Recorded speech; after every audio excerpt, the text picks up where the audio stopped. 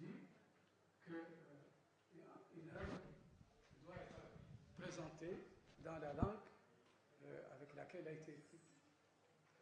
Et pour ce faire, j'ai choisi de présenter l'œuvre en français, tout en m'excusant auprès de ceux qui ne sont pas francophones ou francophiles de ce choix.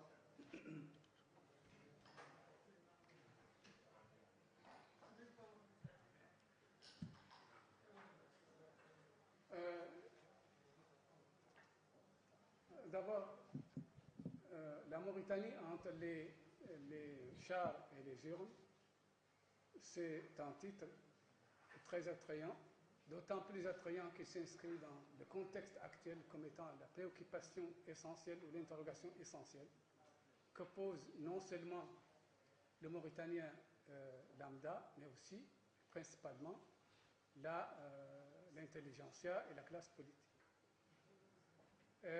Où va la Mauritanie? Est-ce qu'elle va se faire écraser par les chenilles des chars ou est-ce qu'elle va sortir des urnes avec des choix, un lendemain et des rivages moins arides que ceux qu'elle voit présentement? Donc, j'ai commencé par d'abord rappeler l'importance de l'œuvre dans le contexte actuel. Tout le monde sait que nous avons peur d'écrire notre histoire. Abdelwadoud Cheikh dit que nous avons peur d'écrire notre histoire parce que nous sommes encore assis sur la même natte que nos ancêtres. C'est-à-dire que les sensibilités sont tellement présentes et tellement vivantes que nous avons toujours peur d'interroger l'histoire et de donner un aperçu sur l'histoire.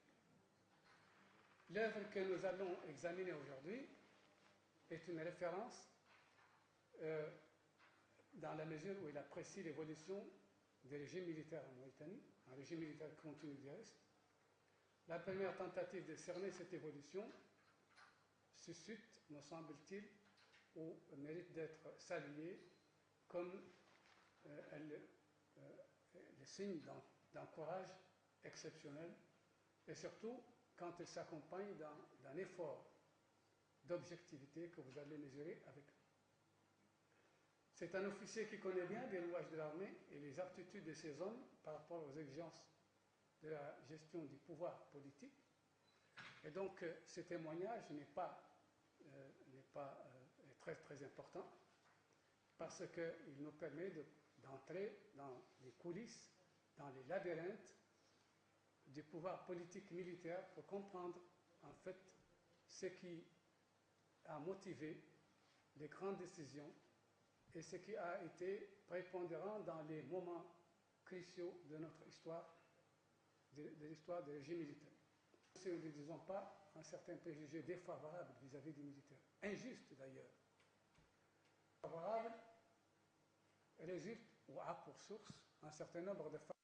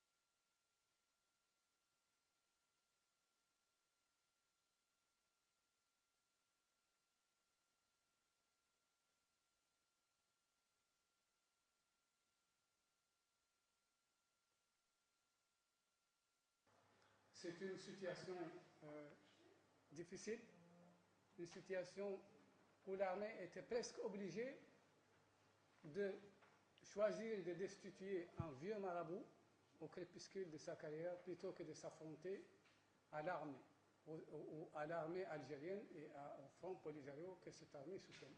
Excusez-moi. Dans un pays qui commence à naître. Alors, le déclenchement du conflit et l'enlisement dans ce conflit ont ai-je dit, influé sur l'armée et lui imposé pratiquement. Alors, donc, l'auteur nous décrit que l'armée est entrée au Sahara, les opérations qui ont eu lieu, la précarité des moyens et surtout les mauvaises conditions, la mauvaise gestion des ressources à la fois financières et humaines. Alors, et donc, l'auteur aussi nous donne un aperçu général sur les causes exogènes des coups d'État. Et il présente une panoplie extraordinairement enrichissante des coups d'État dans tout le monde, sur tout le continent africain et même dans le monde arabe. La contagion militaire, les instigateurs à l'échelle africaine, l'inter-influence des condisciples, l'impact des idéologies importées, l'impact du panarabisme, nationalisme africain ou du nationalisme arabe et le communisme tropicalisé.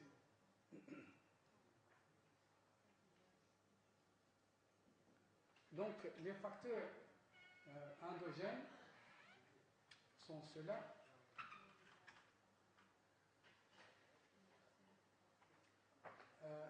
L'auteur nous livre donne une lecture des événements, des contextes dans lesquels le coup d'État a eu lieu.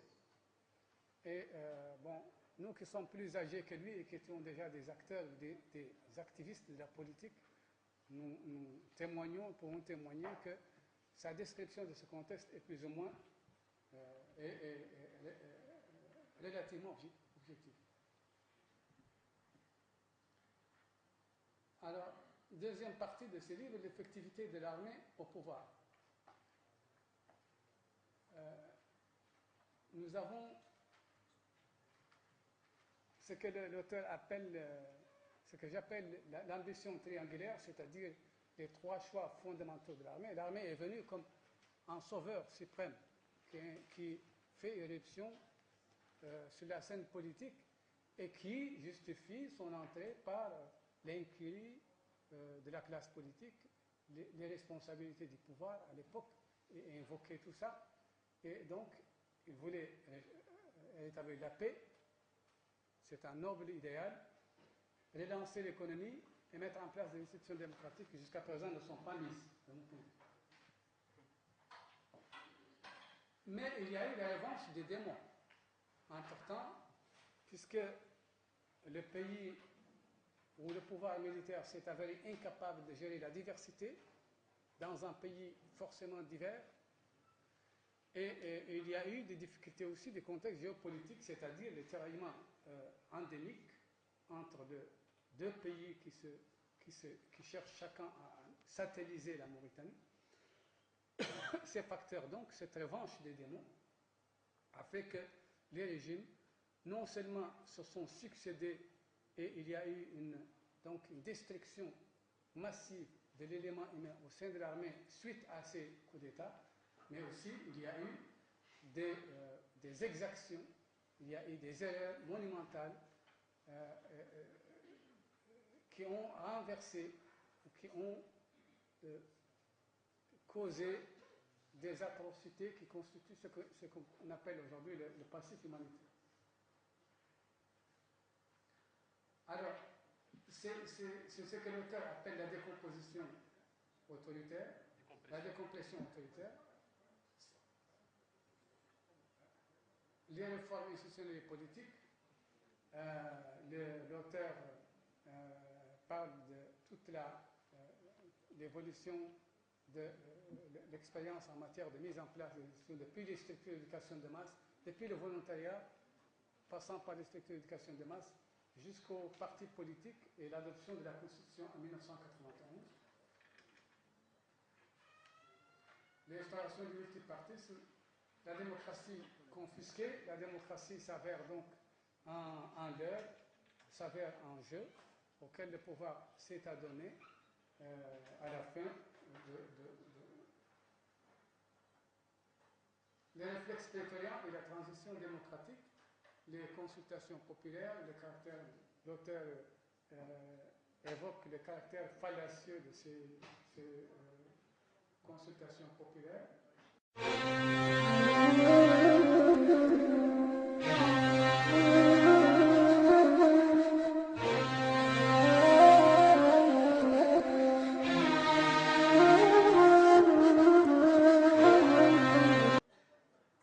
Et puis, le combat des militaires avec notre frère, le général Mohamed Abdelaziz. La troisième partie, le déséquilibre des institutions armées, avec tout ce que cela appelle ou provoque comme danger au sein de l'armée elle-même, qui se désintègre, surtout lorsque la politique d'anémisement, d'amincissement, d'appauvrissement, d'exclusion de l'armée sous quelques généraux a été à l'origine des révoltes et des coups d'État extra-utérins qui sont venus de l'extérieur de l'armée et qui ont consacré, qui ont été la conséquence de ce déséquilibre. Alors, bien entendu, la porte, depuis ce temps-là, était ouverte, disons, au manque de respect pour les morts. Nous avons certaines informations très très intéressantes dont nous voudrions qu'elles soient approfondies, qu'elles soient étoffées d'arguments, pour qu'elles nous éclairent sur un certain nombre de mystères, notamment la mort de le colonel Mohamed El-Moudjahid, etc. Ces éléments-là nous ont manqué, malheureusement.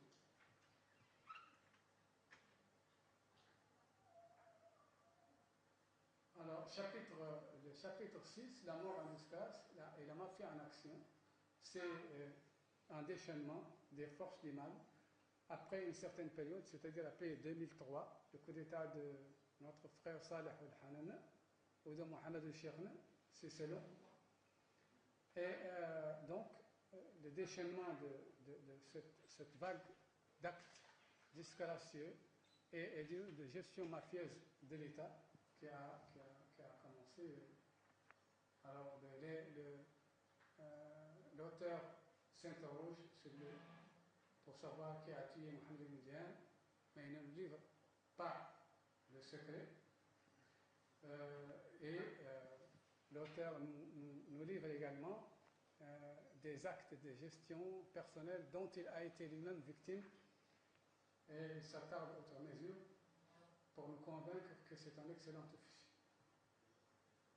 Alors, donc, il y a alors, à déduire d'entre les lignes, selon moi, l'avènement du régime est, dans la plupart des cas et des pays, un déclic déclenchant une infinité d'ambitions personnelles sans limite et une soif de pouvoir que seule la force est la seule à pouvoir étancher.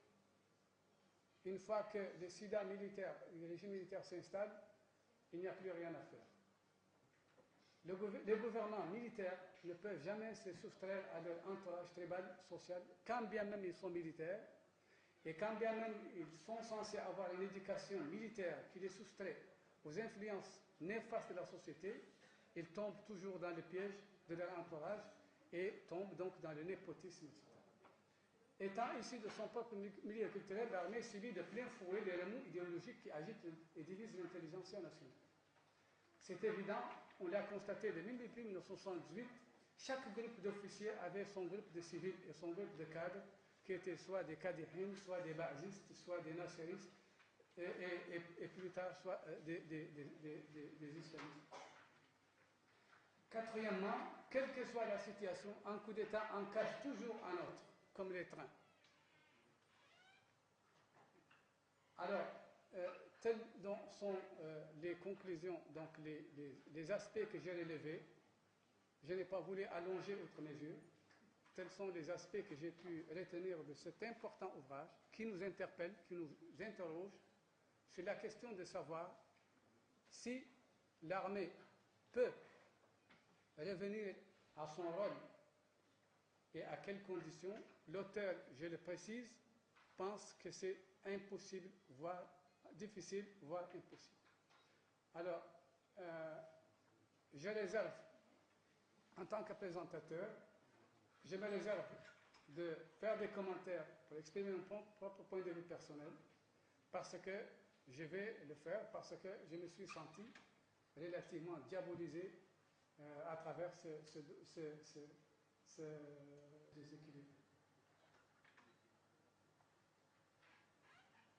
Alors, bien entendu, la porte, depuis ce temps-là, était ouverte, disons, au manque de respect pour les morts. Nous avons certaines informations très très intéressantes dont nous voudrions qu'elles soient approfondies, qu'elles soient étoffées d'arguments, pour qu'elles nous éclairent sur un certain nombre de mystères, notamment la mort de Mohamed, le colonel Mohamed El-Moudjayan, etc. Ces éléments-là nous ont manqué, malheureusement.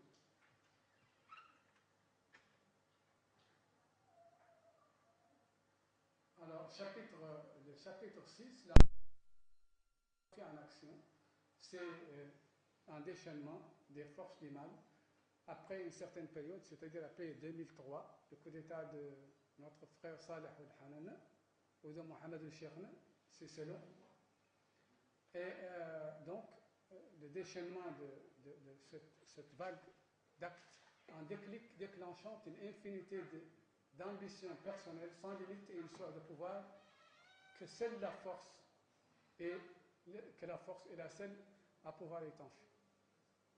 Une fois que le régime militaire s'installe, il n'y a plus rien à faire. Les gouvernants militaires ne peuvent jamais se soustraire à leur entourage tribal, social, quand bien même ils sont militaires, et quand bien même ils sont censés avoir une éducation militaire qui les soustrait aux influences néfastes de la société, ils tombent toujours dans le piège de leur entourage et tombent donc dans le népotisme, etc. Étant issu de son propre milieu culturel, l'armée subit de plein fouet les remous idéologiques qui agitent et divisent l'intelligentsia nationale. C'est évident, on l'a constaté depuis 1978, chaque groupe d'officiers avait son groupe de civils et son groupe de cadres, qui étaient soit des kadihines, soit des bazistes, soit des nasseristes, et plus tard, soit des islamistes. Quatrièmement, quelle que soit la situation, un coup d'État en cache toujours un autre, comme les trains. Alors, telles sont les conclusions, donc les aspects que j'ai relevés, je n'ai pas voulu allonger outre mesure. Tels sont les aspects que j'ai pu retenir de cet important ouvrage qui nous interpelle, qui nous interroge sur la question de savoir si l'armée peut revenir à son rôle et à quelles conditions. L'auteur, je le précise, pense que c'est impossible, voire difficile, voire impossible. Alors, je réserve, en tant que présentateur, je me réserve de faire des commentaires pour exprimer mon propre point de vue personnel, parce que je vais le faire, parce que je me suis senti relativement diabolisé à travers cet important livre que je livre à votre réflexion. Je vous remercie.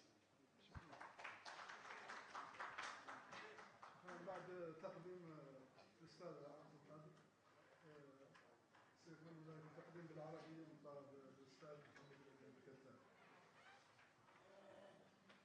شكرا سيد الرئيس. أنا أعتقد أن ورقة التي كتبتها على عجل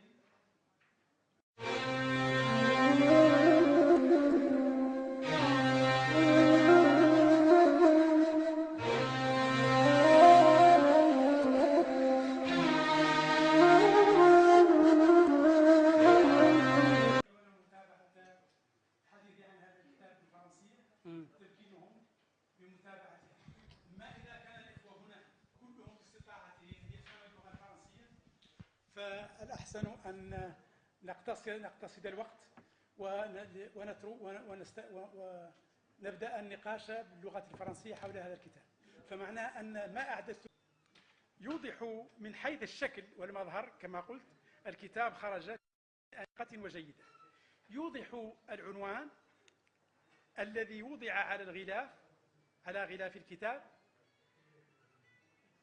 تقلبات متناقضة طبعت فترة من المسار السياسي للبلاد. ويوضح كذلك الإطار الزمني الذي اكتنف هذه التقلبات. كما حمل الغلاف صورة دبابة ترمز إلى العسكر وإلى الاستيلاء على السلطة بقوة السلاح، وإلى جانب هذه الصورة صورة لصندوق اقتراع، وهو يرمز طبعا إلى الانتخابات والديمقراطية والتناوب على السلطة. وهكذا تمكننا نظرة خاطفة إلى الغلاف من إدراك ثنائية الحكم العسكري المرتبط بالانقلابات والحكم المدني المتصل بالانتخابات، تلك الثنائية التي ميزت السيرورة السياسية لموريتانيا خلال العقود الثلاثة المنصرمة. أما من حيث بنية الكتاب والهيكلة التي يقوم عليها فإنها تتمثل في تقديم ومقدمة وثلاث مباحث و6 فصول متكاملة ومتسقة يمهد بعضها لبعض.